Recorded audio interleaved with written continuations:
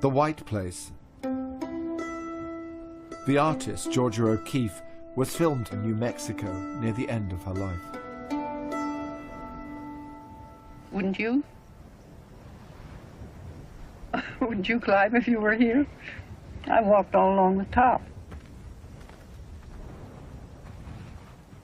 I've worked out here in the wind when the wind blew so that if I got off my chair it would blow away. I don't know how I kept my picture on the easel.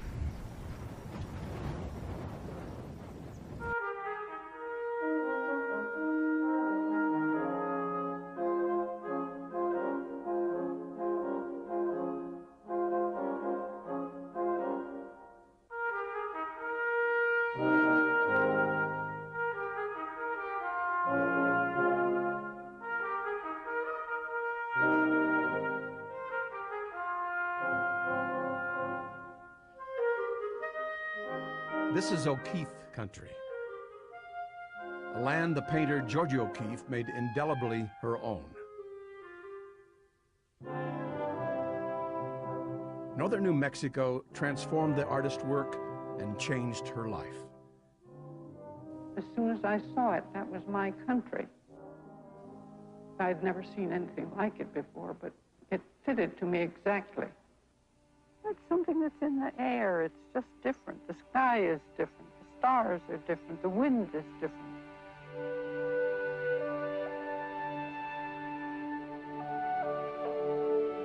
I came at 29, and I think I stayed about 2 months and a half.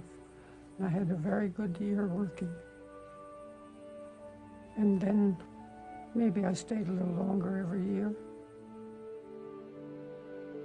That first summer in New Mexico resulted in a torrent of new paintings that continued unabated for decades.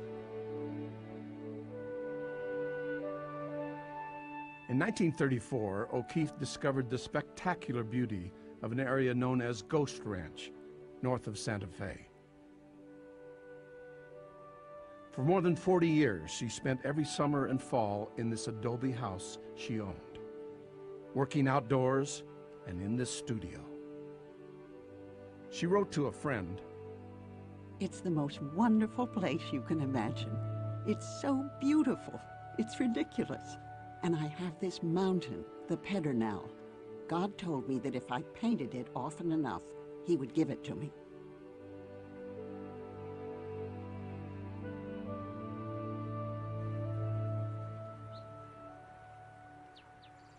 New Mexico gave O'Keeffe the privacy and solitude that were essential to her, where she could live in intimate contact with nature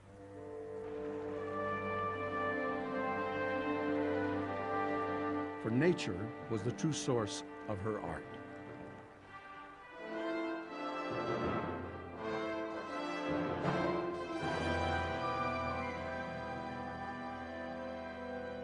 If we understand Georgia O'Keeffe's intense emotional response to nature and her need to create an equivalent in art, we hold the key to her work. In O'Keeffe's native Wisconsin, where she first made art, nature was her subject. I had it in my head when I was, well, I couldn't have been 12, that I wanted to be a painter. I was going to be a painter. I remember talking with a little girl, and I even remember her name, Lena Buchholz. And I said, "Lena, what are you going to do when you grow up?" Well, she didn't know. Well, I said, "I'm going to be a painter." In her 20s, as an art student in Chicago and New York, she could easily imitate the work of other artists. But this was of no interest to O'Keeffe. She stopped painting. It was all academic. You were taught to paint, like somebody else. Made me not want to paint at all. You wanted to paint your own way. She found her own way through the teachings of Arthur Dow and his radical approach to art. His idea was, to put it simply, to fill a space in a beautiful way, which was a new idea to me. She started to work again, but with a difference. I put up a lot of pictures that I'd done during the year, and I could say, well, I painted that to please so-and-so, and I painted that to please so-and-so. Go around the room, there wasn't anything to please myself, and I thought that was pretty dull. So I put it all away and started over again. And I decided I was going to begin to make drawings. I thought, well, I have a few things in my head that I never thought of putting down, that nobody else taught me. And I was going to begin with charcoal, and I wasn't going to use any color until I couldn't do what I wanted to do with charcoal or black paint. And went on from there. In 1915, O'Keeffe used nature as a point of departure and began a series of abstract experiments, unusual for an American artist at that time. Her letters reveal her self-doubt. I wonder if I'm a raving lunatic for trying to make these things. In December 1916, she sent some of these charcoal drawings to a close friend in New York. Anita Politzer immediately showed them to Alfred Stieglitz. Stieglitz was already famous as a great photographer. Stieglitz's excited response to the originality of O'Keeffe's charcoal drawings would be matched 6 months later by his reaction to the artist in person. He would show 10 of her innovative drawings in a group show in 1916. That fall, O'Keeffe went off to teach in Canyon, Texas, in the vast plains of the Panhandle.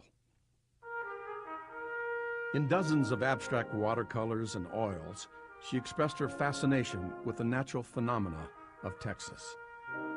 The steep canyons, the dazzling sunrise, the evening star that came out while it was still daylight. Attaching a 6-cent stamp to a mailing tube, she sent a roll of watercolors to Stieglitz. Astonished by their color and abstract vision, Stieglitz gave O'Keeffe her first solo show in April 1917. When she traveled from Texas to New York, it was only partially to see her pictures on the walls of 291. Stieglitz, well, it was him I went up to see. Just had to go, Anita, and I'm so glad I went.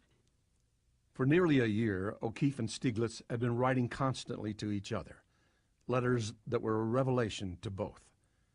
They discovered that they saw the world through similar eyes, and they fell in love.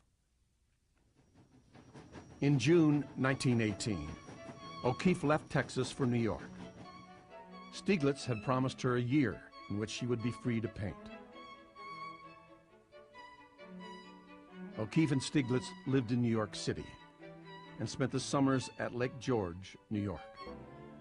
Between 1918 and 1923, she created some of the most original and significant abstractions of American modernism. However, before these paintings were exhibited, a traumatic experience changed the direction and emphasis of her work. At his 1921 retrospective, Alfred Stieglitz showed 45 portraits of O'Keeffe.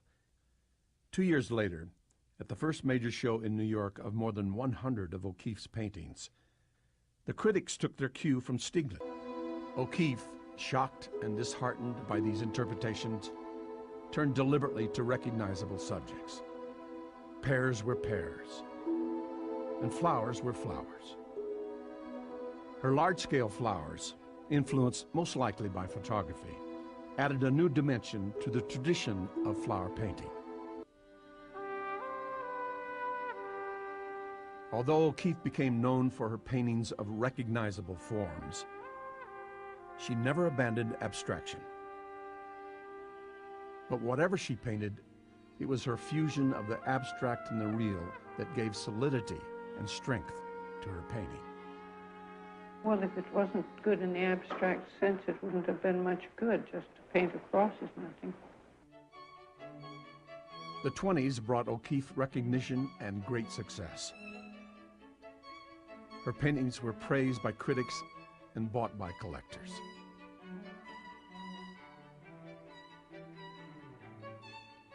In 1924, O'Keeffe and Stieglitz were married. Their marriage lasted until his death in 1946. In 1929, she spent the summer in New Mexico. George O'Keeffe hadn't known she was searching for a spiritual home. but she knew it when she found it. You know, I never feel at home in the East like I do out here. I feel like myself, and I like it. She settled permanently in New Mexico in 1949, living at Ghost Ranch, or in the small village of Abiquiu. Well, Mr. Stieglitz had died, and I had settled his estate, and I could live where I wanted to. There was nothing holding me in the big city, so I came out here. I always knew I'd live out here if I had a chance. With the collaboration of photographers and journalists, O'Keeffe redefined herself on her own terms. She became an iconic mythic figure, the loner in the desert. I thought someone could tell me how to paint a landscape. But I never found that person. I had to just settle down and try. I thought someone could tell me how, but I found nobody could. They could tell you how they painted their landscape, but they couldn't tell me to paint mine.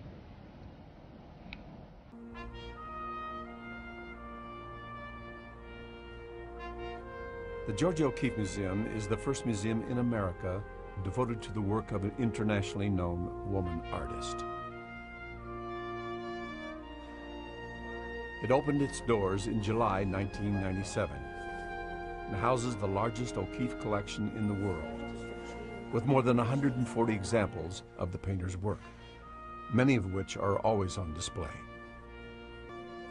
The museum offers visitors a vital center for the enjoyment and appreciation of a remarkable woman, Georgia O'Keeffe, her achievement and her place in the epic history of American art.